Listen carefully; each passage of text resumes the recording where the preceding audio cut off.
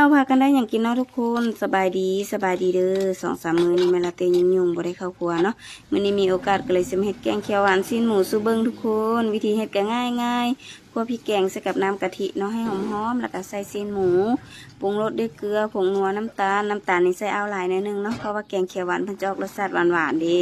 แล้วก็ตื้มน้ำกะว่าซีนหมูเพิ่นสุกแล้วเฮาก็ใส่มะเขือนี่บ่งามปานใดเนาะแม่ละเตซื้อมาไว้ตู้เย็นได้เกือบอาทิตย์แล้ว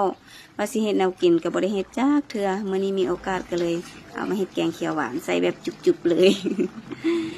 กะว่ามะเขือสุกได้ที่แล้วเราก็ใส่มะเขือที่ซอยไว้เนาะแล้วก็ผักโหระพาซิมรสชาติเบิ้งอันนี้เอาจางหน่อยนึงแม่ละเต้ก็เลยตื่มเป็นน้ำปลานี่ช่วยสูรสได้ดีเลยทุกคนเพิ่มความหอมนำเนาะหลังจากนั้นก็ใส่เป็นหัวกะทิแล้วละเด้ทุกคนเป็นตาแซ่บอยู่บ่หน้าตาสีสันเพิ่นอาจจะบ่เป็นตาแซ่บปานใดเนาะแต่ว่ารสชาติใส่ได้อยู่เด้อ แม่ละเตเฮ็ดหม้อบักใหญ่เพื่อจะกินกับข้าวปุ้นเนาะทุกคนเป็นคือกันบ่เฮ็ดแกงเขียวหวานเทื่อใดต้องได้กินกับข้าวปุ้นทุกเทื่อเลย